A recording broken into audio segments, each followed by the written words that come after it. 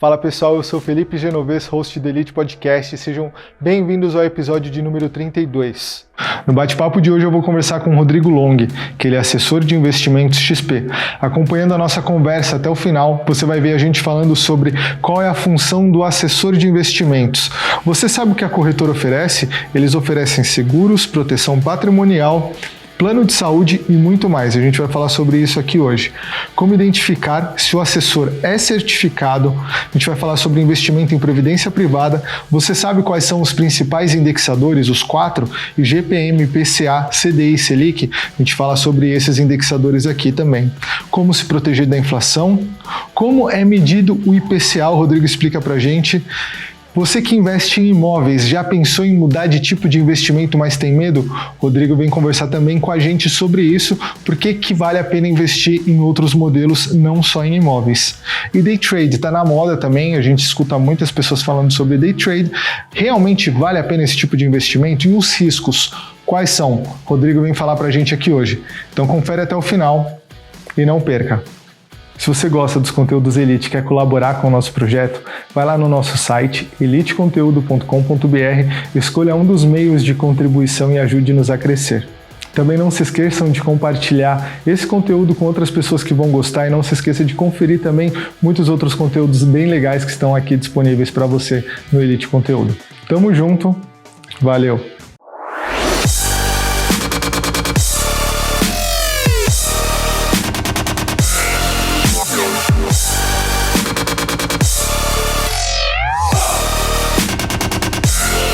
Vamos começar? Vamos começar. Vamos Se lá. apresenta aí, Rodrigão.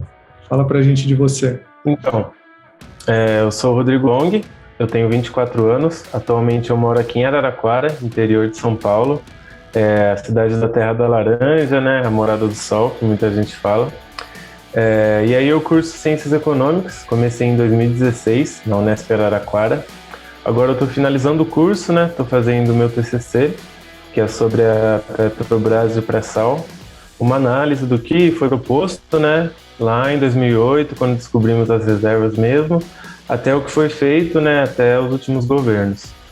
E aí, atualmente, eu estou atuando como assessor de investimentos, né, num dos escritórios vinculados à XT, escritório Wise, e aí estou nessa batalha, né, do dia a dia. É uma profissão bem comercial, assim, o início, né, principalmente, porque a gente precisa montar uma carteira, não tem nada do início mesmo, e aí muito do nosso contato, dos nossos amigos, família, é o primeiro contato que a gente vai levar como cliente, mas também tem muito contato frio, uma parte comercial bem interessante assim.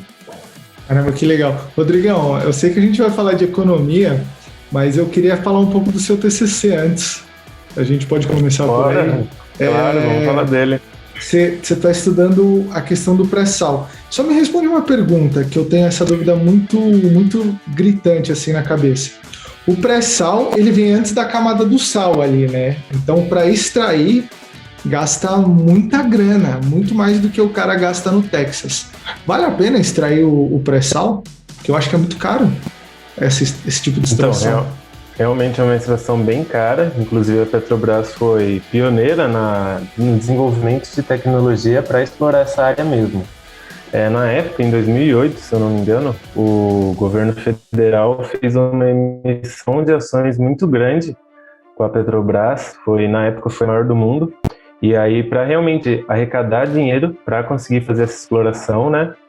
E aí tem muitos pensamentos, né? Muita gente acha que vale a pena, por causa que o Brasil aí seria realmente independente na questão do petróleo, né? Que atualmente ainda é mandatório para o desenvolvimento das nações, mas muita gente acha que não valeria a pena. E aí muita gente apostava no pré-sal durante o governo do PT, que vinha com uma proposta mais de expansão, tudo mais, de investimento. Mas depois de um tempo, o investimento foi caindo, depois de alguns governos também, o Brasil entrou em crise e aí a verba desce mesmo. Mas vale a pena, sim, nos estudos que eu estou lendo, porque é uma camada muito grande. E aí o Brasil conseguiria, claro, teria que ter todo um plano bem estruturado para usar dessa extração para o bem da nação, né? Mas atualmente os custos de extração é pareado com o do Texas ou também os árabes. Quando você fala pareado, você fala que é equivalente? É quase a mesma coisa? Isso, é equivalente. Também Então por vale a causa do pena. efeito cambial, né? O efeito cambial, que como a nossa moeda vai desvalorizando, acaba ficando mais barato falando em dólar, né? Mas vale a pena, assim. É uma ótima oportunidade, na verdade, que do meu ponto de vista a Petrobras não aproveitou tão bem. Você acha que a gente ainda pode aproveitar isso daí? Ah, eu acho um pouco difícil, eu acho que deveria sim, mas a gente vê cada vez mais nessa questão das energias renováveis. E até o Brasil conseguir ter capacidade de investimento de novo para investir na Petrobras, eu acho que vai acabar não valendo tanto a pena assim. Ainda mais porque a nova política da Petrobras é uma política de focar no seu core business, que é a extração mesmo em águas profundas e vender todo o resto. Então, eu acho que a gente ainda não vai conseguir pegar todo esse potencial, né? Pelo menos nessa década. Vale a pena investir na Petrobras então, ou melhor dar uma segurada e procurar outro investimento? Eu acho que a gente tem opções melhores aí para se expor a commodities, principalmente pelo risco de interferência do governo federal, né? A gente viu há um tempo atrás algumas falas do presidente, ele depôs o presidente da estatal, né? E aí o papel cai, a gente fica muito refém disso, refém de Brasília. E no Brasil a gente sabe que realmente não dá para ficar refém de Brasília. Nossa, é complicado. Rodrigão, agora vamos falar de economia, cara. Você é corretor, você trabalha como corretor em uma das corretoras da XP, certo?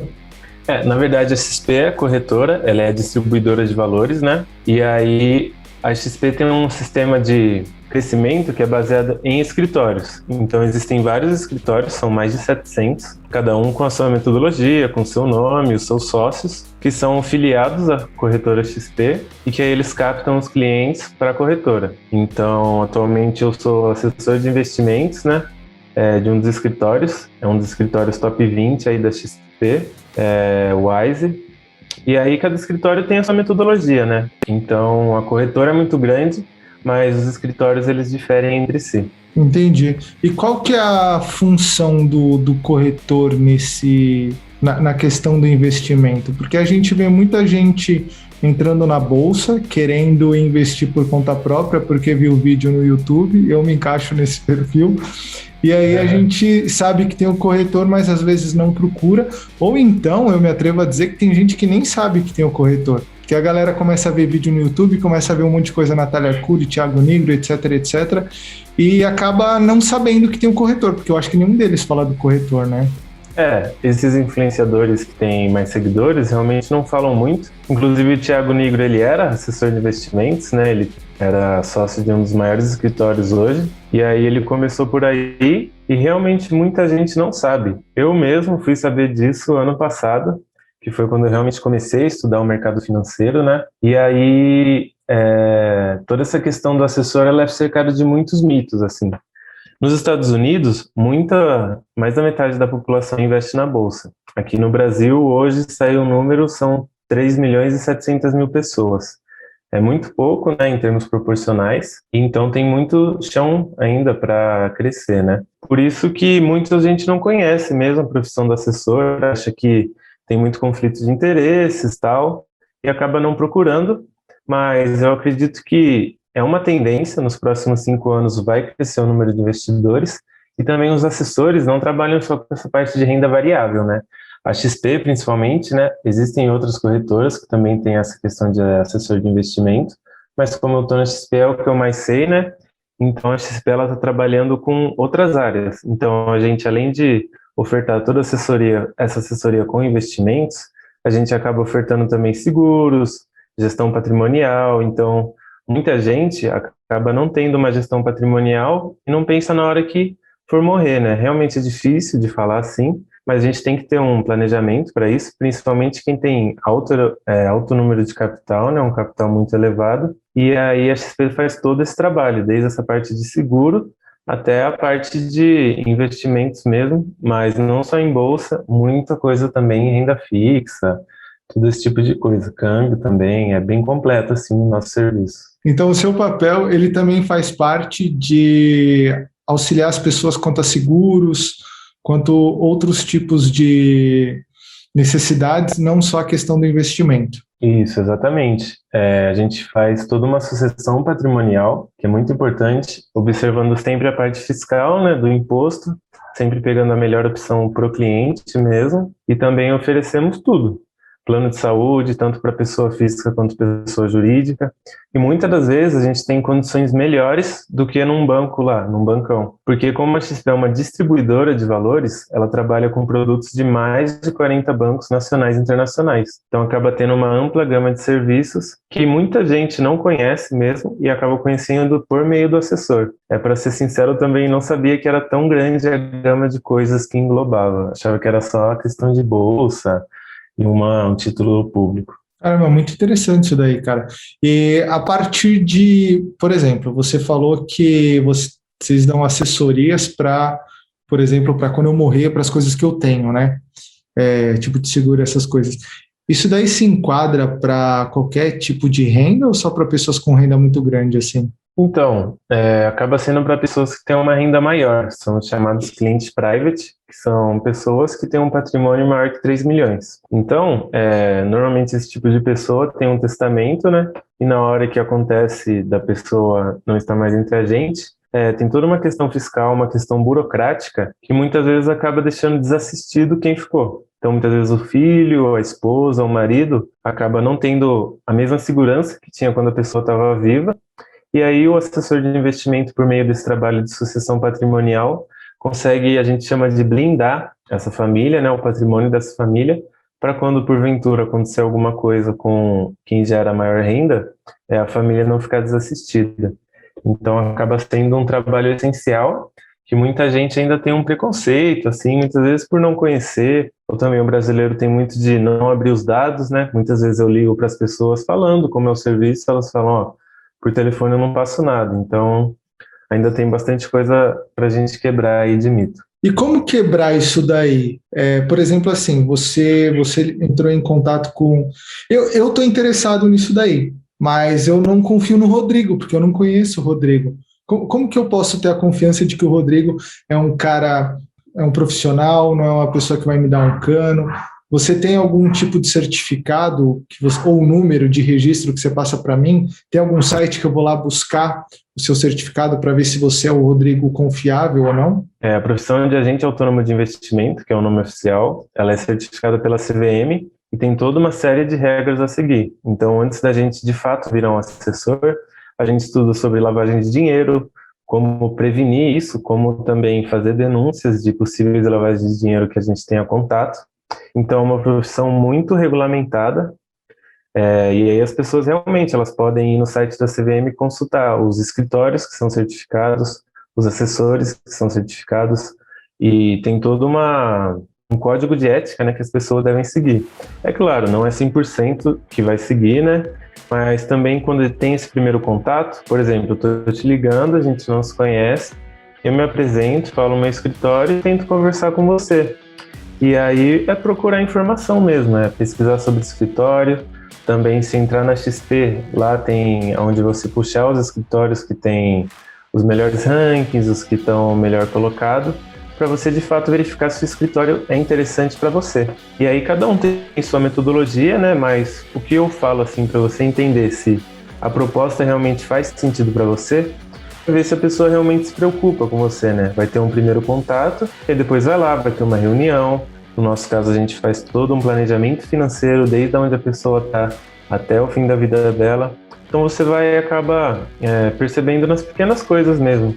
E caso você entre num escritório, numa assessoria que não te agrade, você pode trocar na hora que você quiser. Então é bem legal e bem transparente essa questão. Eu troco de escritório mantendo tudo que acumulou, todo acordo que eu fechei até aquele momento, eu consigo trocar de escritório mantendo o mesmo objetivo que eu tinha antes? Como que funciona? Consegue, Ou eu tenho que começar do zero todo o processo, tudo de novo? Não, vai variar. Os seus investimentos vão continuar os mesmos, o que você fez até ali vai estar lá, sua rentabilidade. E aí você pode ter uma nova metodologia no novo escritório. Você pode ter entrado em algum que não tinha um planejamento, só falou com você uma vez, você fez a tese para conta, aplicou e nunca mais falou nada. Aí você pode mudar para um escritório que vai fazer um planejamento com você, que vai marcar 1, 2 reuniões, vai te passar por uma área de seguro de vida, falando a importância e tudo mais. E aí a troca de assessor é bem simples, você entra na sua conta, digita outro código, pronto. Em até 2 dias, eu acho, 2 dias úteis já cai na conta. Eu tenho algum gasto com isso daí? Por exemplo, Rodrigo, eu estou com outra empresa, conheci o Rodrigo, fiquei interessado pelo trabalho dele. Pô, Rodrigo, eu quero trabalhar com você agora. Eu tenho que pagar alguma multa de reclusão de contrato, alguma coisa? Como funciona esse contrato na prática? Então, de custo, não existe nenhum custo extra para o cliente. Então, por exemplo, liguei para você, Felipe virou meu cliente. Você fez a primeira TED, vai ter toda a sua assessoria, vai falar comigo quando precisar, vai tirar alguma dúvida de um investimento, mas isso não vai ter custo nenhum para você, porque quem nos remunera é a corretora. E aí tem muito mito também sobre essa parte da remuneração do assessor, e aí a XP tem 2 formas de remuneração. Uma é chamada de FII fixo, que aí, por exemplo, eu tenho uma carteira de X e eu recebo uma porcentagem desse valor todo ano, então é algo mais fixo. E aí também tem outro tipo de remuneração, que aí é comissionada, e aí vai variando de acordo com os investimentos. Então, muitas vezes, muita gente fica com medo, o assessor sempre vai pegar o melhor pro lado dele, etc. Mas a gente tem que entender que alguns escritórios podem mesmo fazer isso, mas a maioria dos escritórios sempre vai optar por uma relação de longo prazo, que vai pegar algo que de fato atenda os interesses do cliente. Você está falando no sentido de eu tenho um capital e aí eu começo a aplicar nos investimentos, aí eu tenho lá 1 milhão, por exemplo.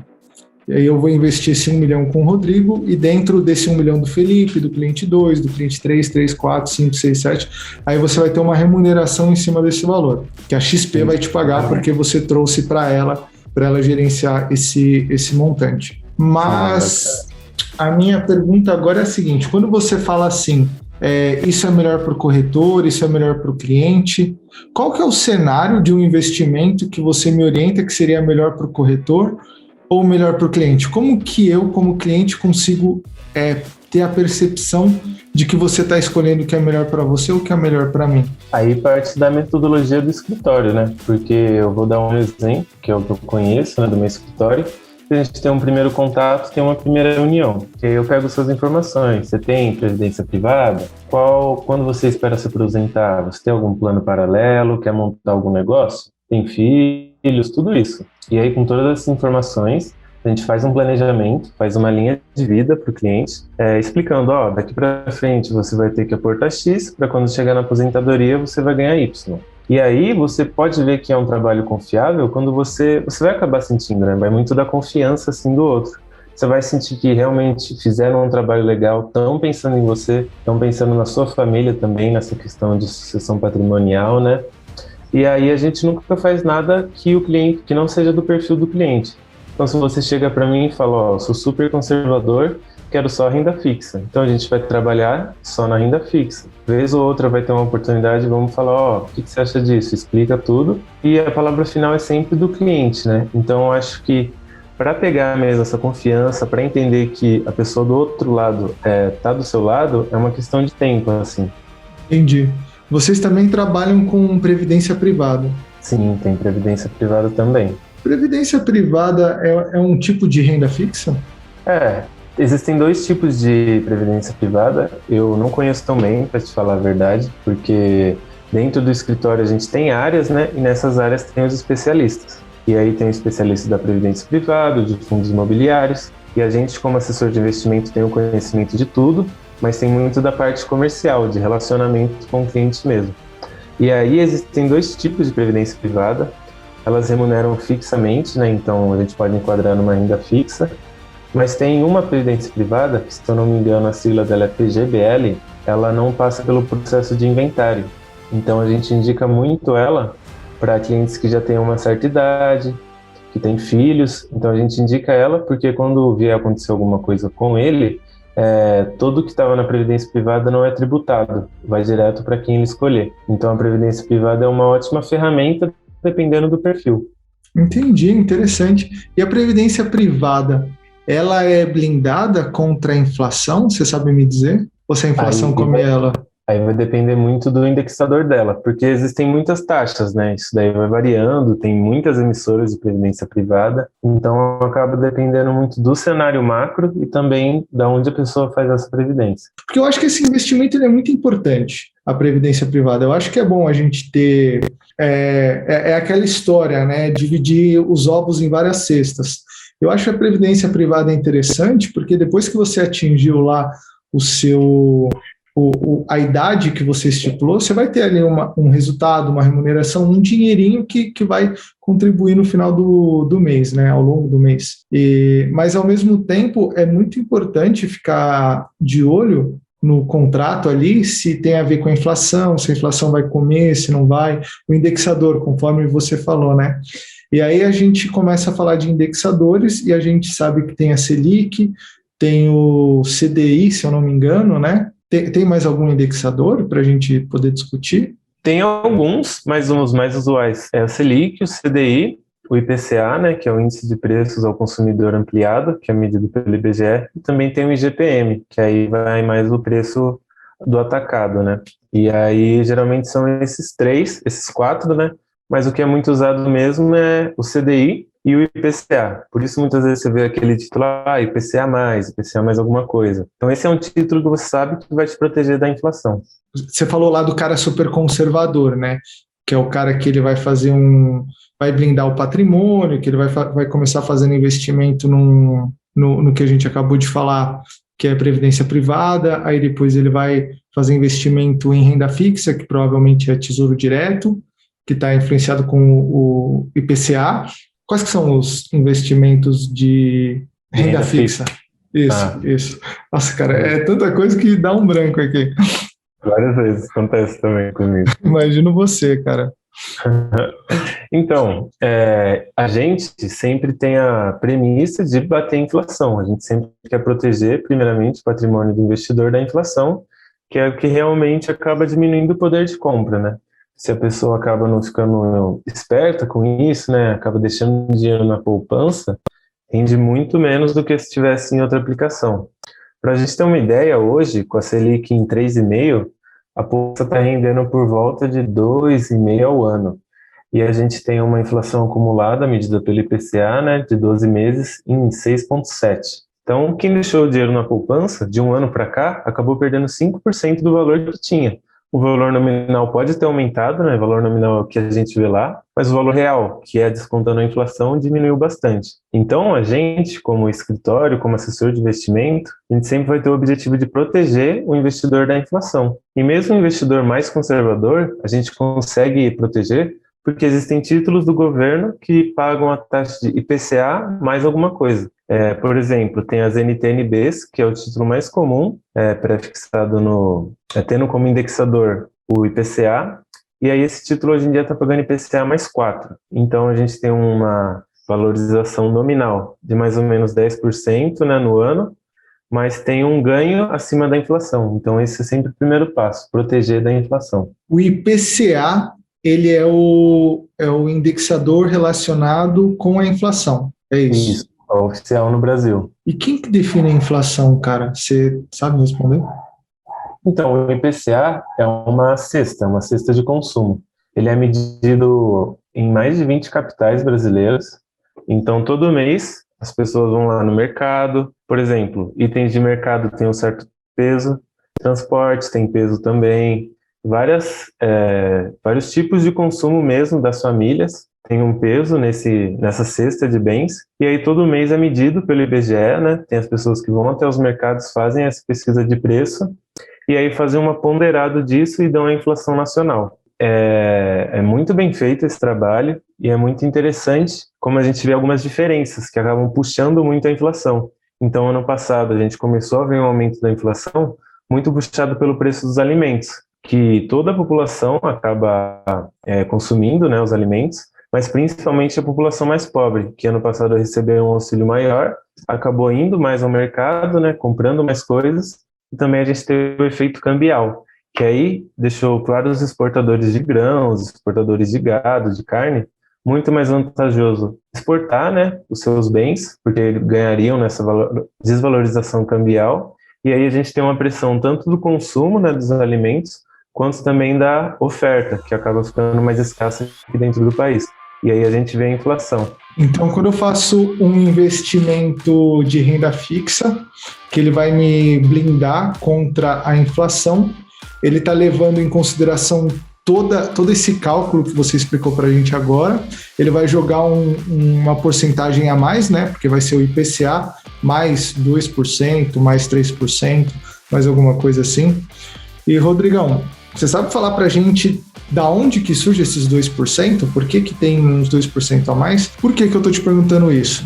Eu estava conversando com um tio meu recentemente e a gente estava falando de investimento. Ele acha que dentro do contexto dele, é mais interessante ele investir numa casa, num terreno, 200 mil, e ter um aluguel lá de 800, 1.600 por mês, do que você investir numa renda fixa e ter lá uma porcentagem por ano, né? Mas isso eu acho que é uma coisa social, né? Que a gente vê lá de antigamente, que a gente tinha muita inflação, então a gente não sabia. A gente teve o golpe do Collor também, então o pessoal falou assim: vamos deixar o dinheiro em imóvel, porque assim ninguém pode pegar nosso dinheiro para eles, né? Então eu acho que isso acabou vindo culturalmente na cabeça das pessoas. E aí quando você apresenta que vai ter uma correção do IPCA mais um FII, a pessoa se pergunta: de onde está vindo esses 2%? Quem que está me pagando isso? Porque nada é de graça, sabe? A pessoa fica cismada. Como que a gente explica que isso faz sentido? Então, realmente o brasileiro, né, tem isso muito enraizado da questão do imóvel, até como você falou mesmo dos tempos de hiperinflação, isso acabou marcando o brasileiro, né?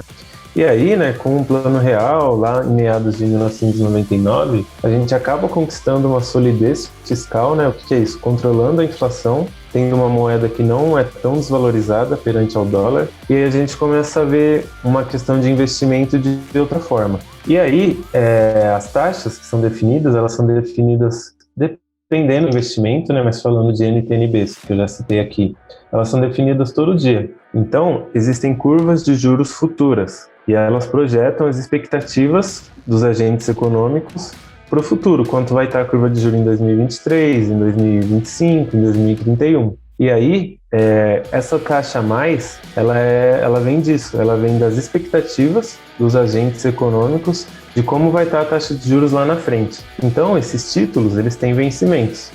Tem títulos que vencem em 2025, em 2030, os mais longos são para 2055. E aí, a curva de juros desses anos, lá na frente, são levadas em conta nessa hora de oferecer essa porcentagem a mais.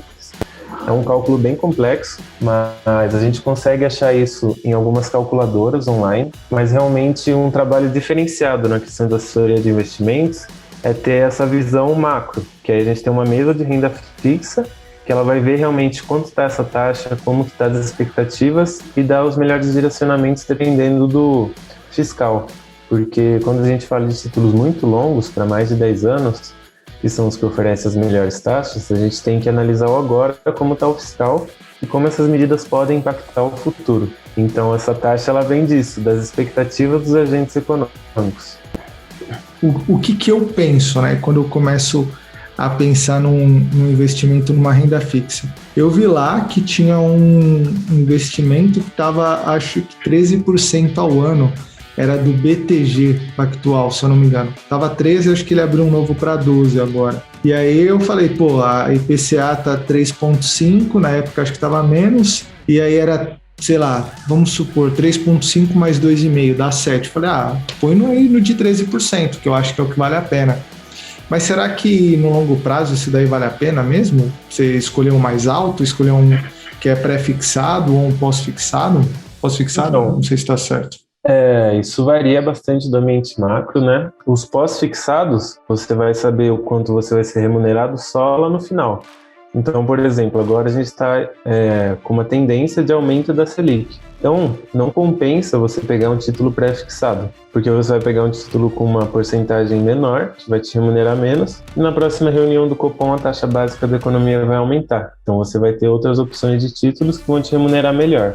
E aí, toda essa questão também varia de liquidez do ativo e também do risco. Quanto maior o risco, mais você ganha. E aí é realmente isso de analisar mesmo e vai do seu perfil de risco. Um cara super conservador, ele vai comprar títulos do governo e no máximo um CDB de um bancão, que o risco é praticamente zero também, né? Esses bancos a gente fala que são too big, too feio, né?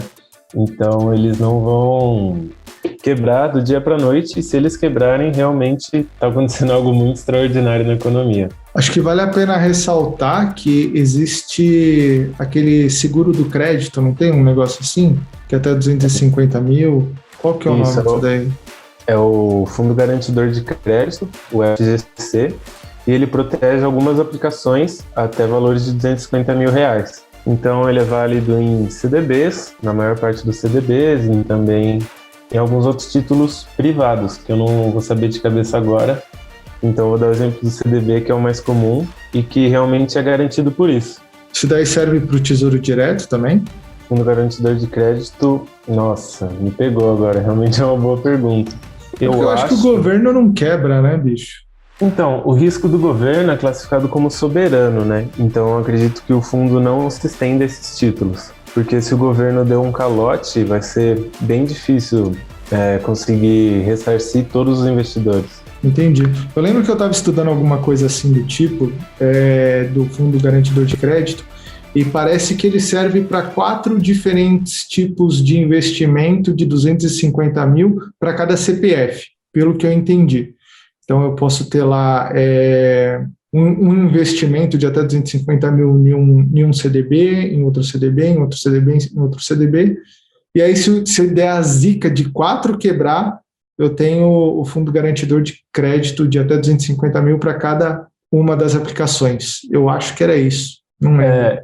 Eu pesquisei aqui, ele cobre 4 ativos financeiros: o CDB, a LCI, a LCA e a LC. E aí ele acaba cobrindo esses títulos mesmo.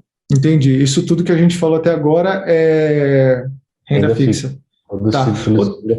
Outra coisa também, você falou que tem um investimento lá do Tesouro até 2055. É do Tesouro esse daí, até 2055? Sim, é do Tesouro, é a NTNB. Tá. Se no meio do caminho eu precisar dessa grana, eu posso pegar? Sim, você pode pegar. Tem o mercado secundário, né? O que é o mercado secundário? Onde ocorre a troca entre investidores. Já saiu da emissão do banco, do governo, e agora existe a compra e venda entre detentores desse título. Mas aí a gente tem que ficar muito esperto em que momento de saída você vai precisar. Porque quando você compra um título tão longo, você está ancorado em expectativas longas. Atualmente, a NTNB 2055, ela leva em consideração a curva de juros de 2031, que é a que tem mais liquidez das curvas mais longas. E aí, você pode sair com ágio, que seria com um ganho, ou com deságio, que seria com uma perda. E para saber se você sai com ágio ou deságio, você tem que olhar essa curva futura e ver como ela está. Se ela está empinada para baixo, está caindo, provavelmente você consegue sair com ágio. Então você consegue sair com um ganho, porque o seu título acaba valendo mais. Mas se ela está muito alta, está acontecendo uma turbulência no país, ela aumentou, você vai acabar saindo com um deságio. Você vai sair com menos dinheiro do que você esperava, né? Então esse momento de saída tem que ser muito bem analisado.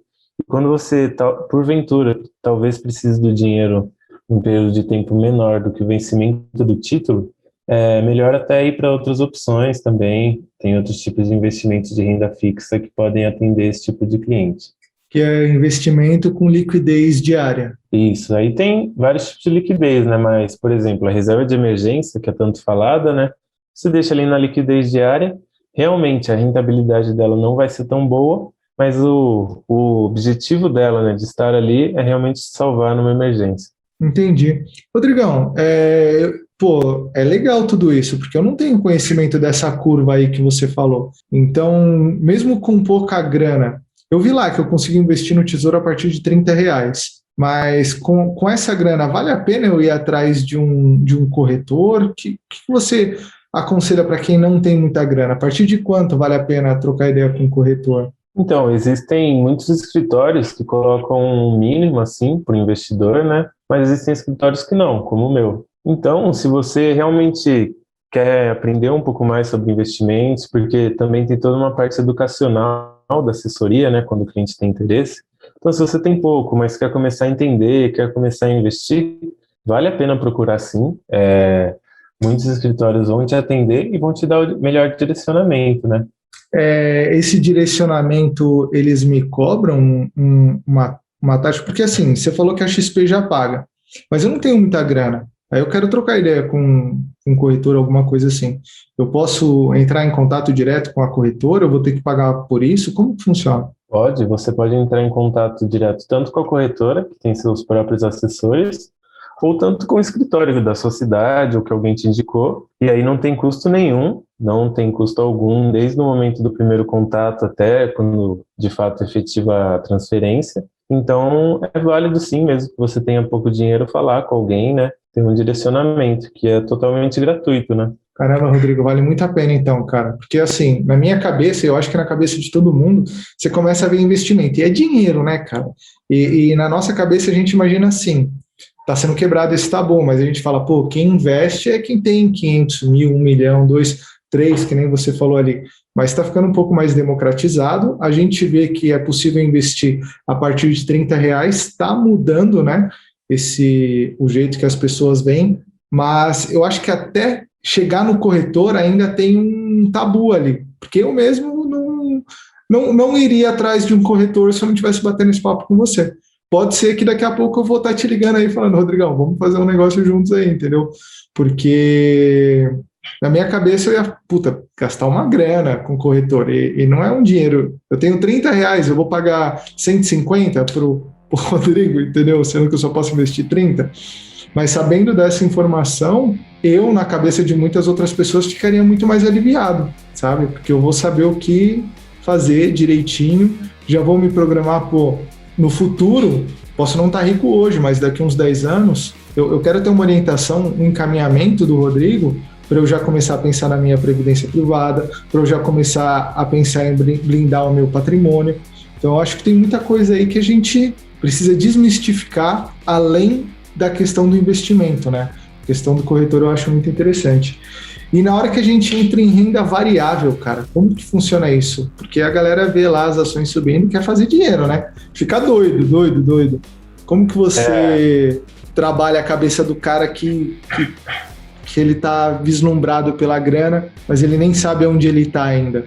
Então, muita gente gosta, né? Tem o maior hype em cima disso, valorização, tudo mais. Mas tem que tomar cuidado, né? Quando o investidor ele quer alguma coisa de renda variável, o que a gente fala é realmente falar a verdade, ó. A renda variável é muito boa, traz ganhos realmente, mas no curto prazo dificilmente você vai capturar valor, a não ser em anomalias de mercado, como a gente viu em março do ano passado, que a bolsa caiu muito em uma semana, em questão de uma semana. Mas tem todo o risco envolvido, a gente explica esse risco, você pode ficar com essa ação numa desvalorização durante muito tempo, não tem como saber, né? É o Deus mercado, né? Quem fala que sabe realmente está mentindo, e se você vai no escritório a pessoa fala, ó, investe nessa ação aqui e vai ganhar 10% no mês que vem, pode sair, sai correndo, porque não é um trabalho sério, e a gente tem que trabalhar sempre a cabeça do investidor, né? E sempre diversificar. Então, se vai entrar na renda variável, já deve ter alguma coisa em renda fixa, já deve estar protegendo seu patrimônio e vai em busca da renda variável para realmente rentabilizar e no longo prazo conseguir, com a ajuda dos juros compostos, dos dividendos, conseguir um retorno bem maior. Mas é sempre um risco, né? Então tem gente que tem bastante apetite ao risco, mas tem gente que tem bem menos. E aí a gente sempre oferece a melhor opção. Então, assim, ter apetite ao risco não necessariamente é ruim, mas que o cara não coloque todas as fichas dele ali para correr o risco dele quebrar, por exemplo, né? Exatamente. E muitas vezes, quando a gente tem um primeiro contato com o cliente, a gente não leva ele direto para renda variável, porque se a gente leva ele e aí acontece algum problema, por exemplo, como em março do ano passado, o cara abriu conta na semana, comprou as ações, e aí uma semana depois caiu tudo. Ele acabou de chegar na bolsa, ele vai falar que o escritório é horrível, que foi mal assessorado, vai tirar o dinheiro dele no prejuízo. Então isso acaba gerando um problema muito grande, e aí o melhor mesmo é diversificar, como você falou, não colocar todos os ovos na mesma cesta e começar com pouco para sentir como é. E aí vai sentindo mesmo, né, vendo como é as valorizações. Não é válido ficar acompanhando a cotação todo dia, a não ser que o seu trabalho dependa disso. Mas se você faz outra coisa, foca no seu trabalho, né? Aumente os seus ganhos para aumentar os aportes, para futuramente aumentar esses dividendos e essa renda que você pode ter. Cara, sabe uma coisa que eu acho interessante, pelo menos para mim é assim? Antes de eu fazer meu primeiro investimento ali, que não foi muito, eu estava sempre acompanhando as oscilações. Eu falei, não, vou selecionar umas empresas aqui que eu acho interessante e vou acompanhar. E nunca gostei muito de Petrobras, para ser bem sincero, mas eu acompanhei porque eu achei que era necessário.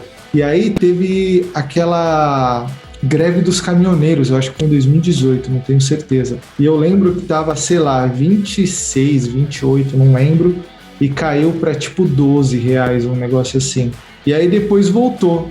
E aí eu fiquei olhando assim, eu falei, mano, por que os caras vendem quando cai, né? Por que ele não compra? Porque não é um efeito pontual que vai fazer com que aquilo que acontece o tempo todo, um evento pontual vai quebrar a empresa, sei lá.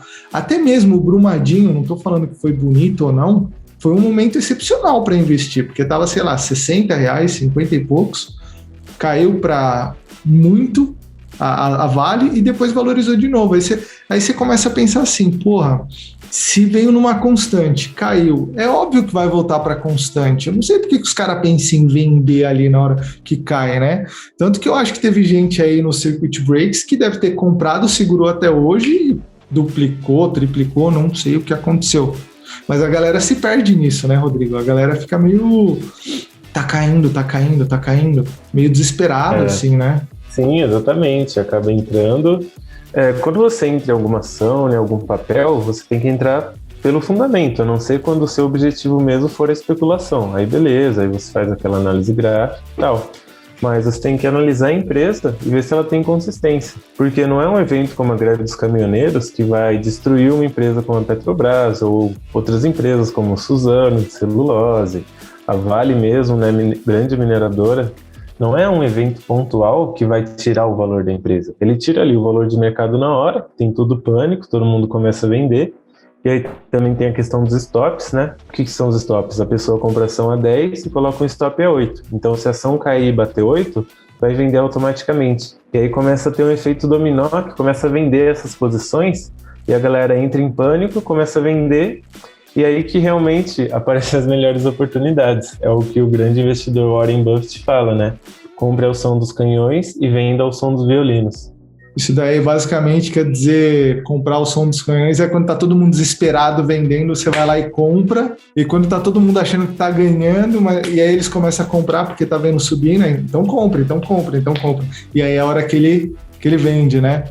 Exatamente. Genial, eu sigo um economista, é o Economista Sincero, o nome do canal dele, e aí ele fala muito disso, de que a gente está numa festa, e a gente está aproveitando a festa, mas uma hora a gente tem que aproveitar a festa do lado da porta de saída, que é para a gente sair primeiro. Porque quando começa todo esse efeito, aí vira um caos, realmente não tem racionalidade nessa hora, e aí você tem que manter o sangue frio, tem que ter estômago, porque muitas vezes, dependendo da sua exposição, seu capital vai diminuir pela metade em questão de uma semana. Então é algo que realmente mexe com o psicológico e a gente sempre deixa claro toda essa questão do risco que tem. Você acha que vale a pena ter um stop loss baseado nisso daí? Porque que nem você falou, você vai fazer um investimento numa empresa que você acredita, numa empresa que ela é blindada, a menos que seja, acho que small caps são empresas que estão iniciando, né? São empresas que estão começando.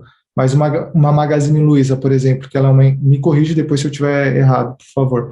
Mas, por exemplo, a Magazine Luiza é uma empresa quase centenária, não tenho certeza disso que eu falei.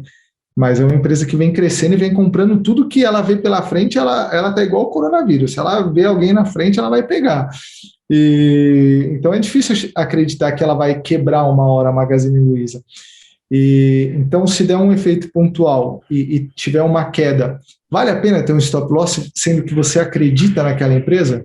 Então, se você realmente acredita na empresa, fez um estudo, sabe que a sua posição tem fundamento, na minha opinião, eu acho que não vale a pena ter um stop loss. Porque aí, quando cair, você vai continuar com os papéis e aí pode aportar mais, diminuindo o seu preço médio. E aí você vai acabar no lucro, né? Você vai acabar torcendo para que a empresa caia. E aí, se realmente é uma posição muito boa, não vale a pena ter stop. Eu acho que só para operações de curto prazo mesmo, questão de semanas ou dias, que realmente vale a pena. Mas é muito mais uma questão especulativa, né? Não é algo fundamentado. Essa questão que você falou de estudar a empresa, fazer o estudo e tudo mais, eu sento junto com o corretor ou eu tenho que fazer isso daí por conta própria, esse estudo?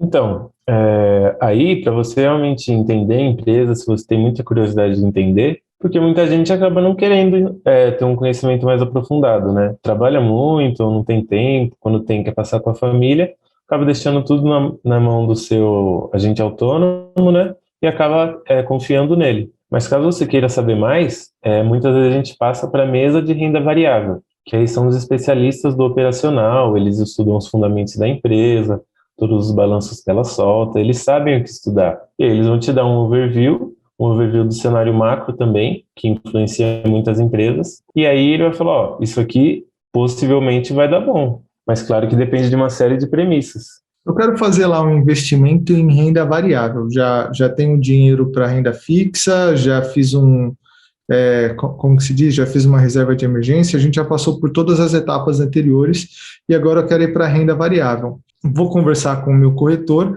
que nem você falou, tem gente que não tem tempo, mas eu acho que não vale a pena você não estudar onde seu dinheiro está indo, jogar tudo na mão do corretor e falar, te vira. Porque provavelmente, se der ruim, a pessoa vai querer te culpar, mas ela foi responsável por jogar na tua mão e nem querer acompanhar, né? Eu acho que tem que ter uma parceria aí, a pessoa não pode ser 100%, não sei se negligente é a palavra, não sei, tô só jogando aqui.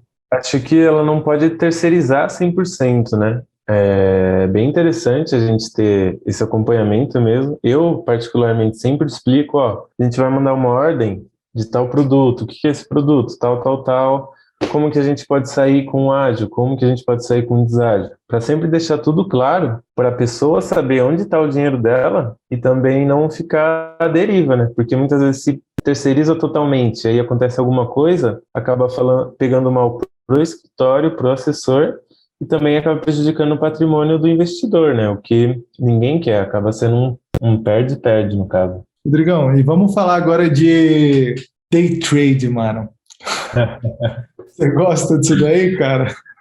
Para confessar, eu comecei a estudar o mercado fazendo day trade. Eu vi os vídeos no YouTube e falei, nossa, que legal, dá para ganhar muito dinheiro, vou começar.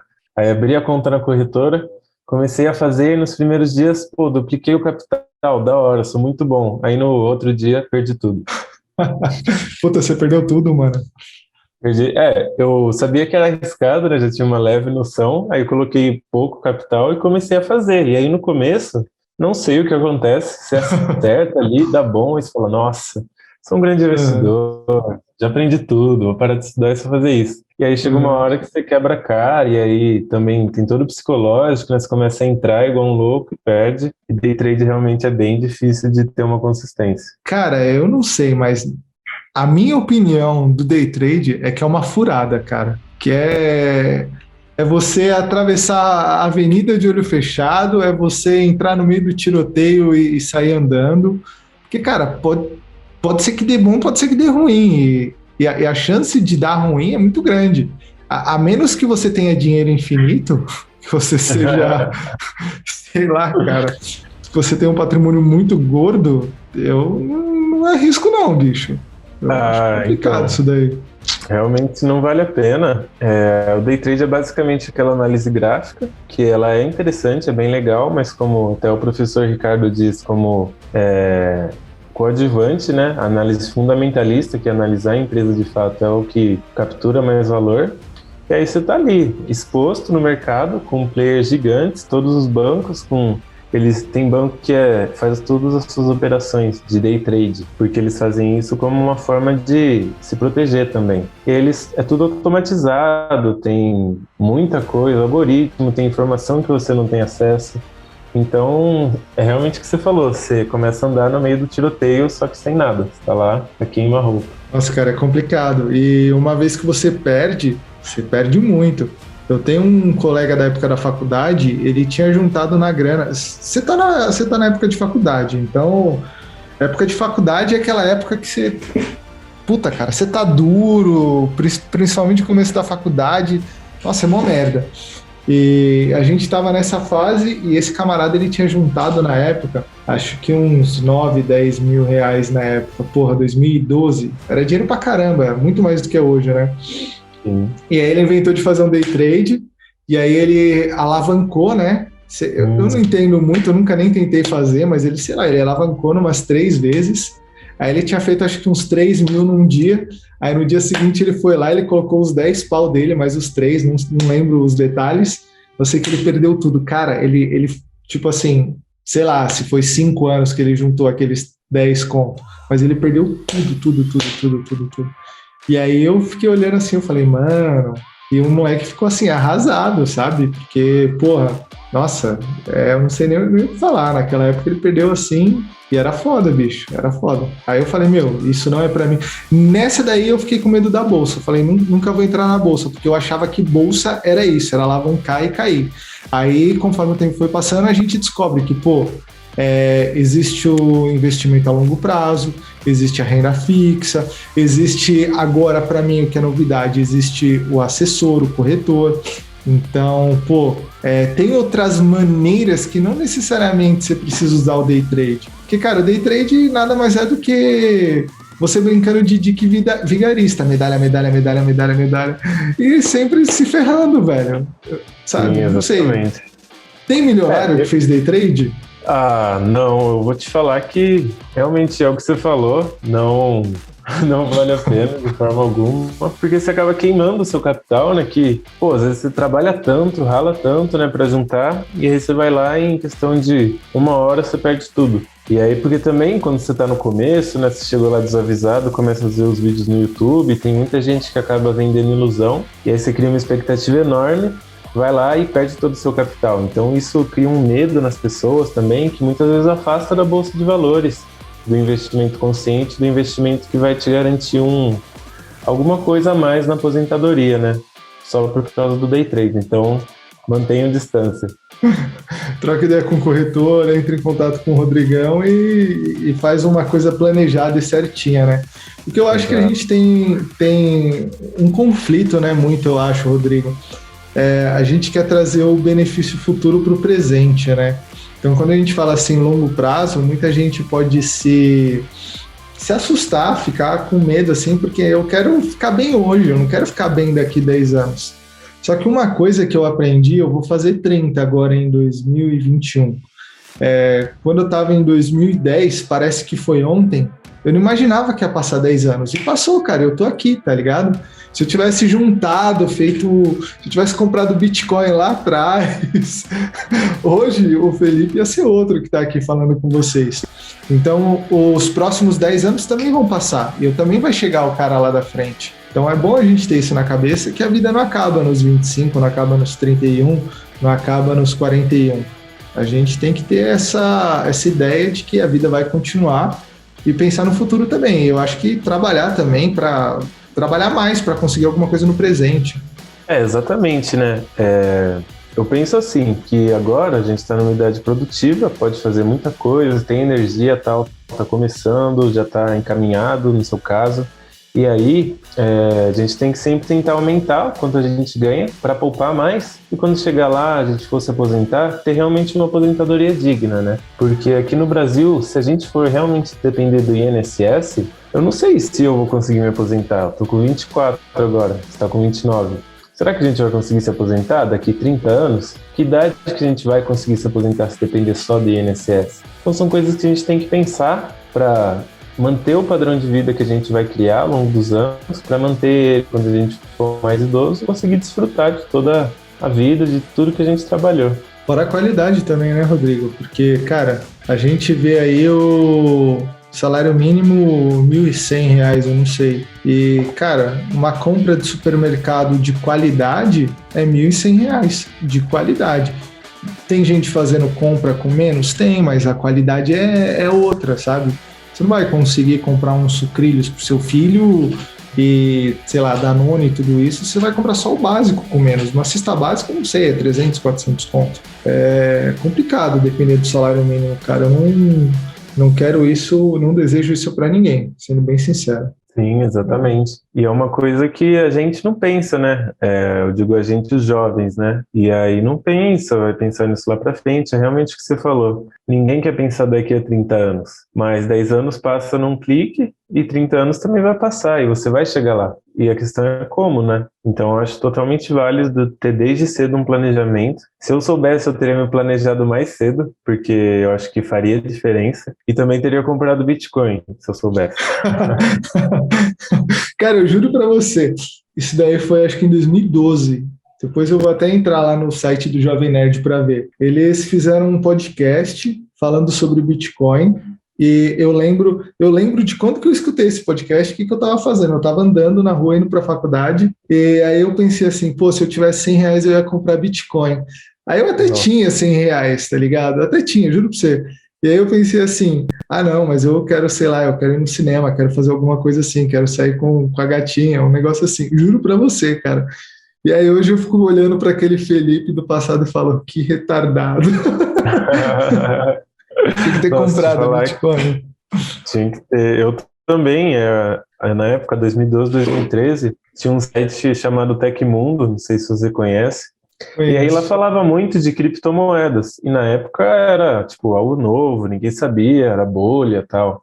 E aí eu sempre li e falava, nossa, legal, mas vale centavos. Aí nem dava bola, É. assim. E tava ali na minha cara, se eu soubesse, né, o que aconteceria, né, teria comprado tudo que eu pudesse. Cara, vale a pena. Agora tá na moda esse Dogecoin, né? Tá tudo muito especulativo, tá sendo um monte de criptomoeda.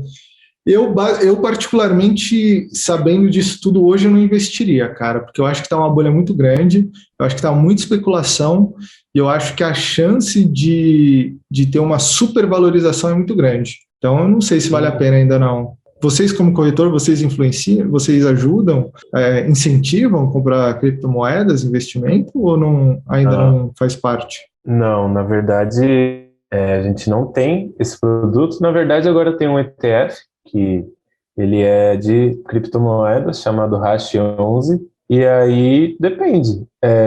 O investidor tem que ter muito apetite ao risco, né, para aplicar nisso, mas a gente não oferece, assim, só ainda é raro, né, as pessoas quererem investir em Bitcoin ou nas criptomoedas. Então, isso ainda não é tão presente na vida do assessor. Mas é um debate interessante das criptomoedas. Inclusive, eu sigo alguns estudiosos, né, das cripto, e eles dizem que esse ano é realmente o fim do bull market das criptomoedas. Então, seria o fim do aumento delas. E como elas são extremamente voláteis, pode ser que uma noite elas caiam 70%, e vai ser normal. Eu também acredito nisso, cara. Eu acho que o ideal de investir em criptomoedas é depois que tiver essa estabilização, né? Depois que passar o bull market, que nem você falou. Provavelmente ano que vem, ou talvez depois, né? 2022, 2023, vamos ver. Cara, para a gente fechar, a gente começou ali a falar de que tem a renda variável e que o corretor ele ajuda na questão da renda variável também. E aí eu te pergunto, vale a pena o cara que vai entrar no mundo da renda variável investir em fundo de investimento? É melhor começar por um fundo? É melhor entrar direto na renda variável com a assessoria do corretor? O que você acha que é interessante para quem está começando no mundo da renda variável? Então, depende muito mesmo do objetivo de cada um, né? Isso é bem personalizável, sim. Mas fundos de investimento, eles também englobam os fundos imobiliários, que viram uma febre aí entre os investidores. Já são mais de 1 milhão de investidores em fundos. E aí eu acho que é um tipo interessante a questão dos fundos imobiliários, porque eles são ligados a imóveis e também tem uma isenção fiscal muito interessante nos rendimentos deles. Então, outros fundos, assim, eu não indico para começar de início, porque às vezes eles têm muita coisa que o investidor sabe e também tem uma taxa de administração que a empresa que administra esse fundo cobra, então às vezes ela é maior e acaba comendo seus ganhos. Então, se for para começar fundo, a gente indica os fundos imobiliários, inclusive tem uma área também só de fundos imobiliários, porque querendo ou não, você está ligando o seu capital a imóveis, muitas vezes imóveis físicos que vão ter uma valorização, muitas vezes ativos financeiros imobiliários, que aí são indexados tanto pelo IGPM quanto pelo IPCA. E aí é também muito uma questão de cenário, né? Ano passado, por exemplo, o IGPM subiu mais de 30%,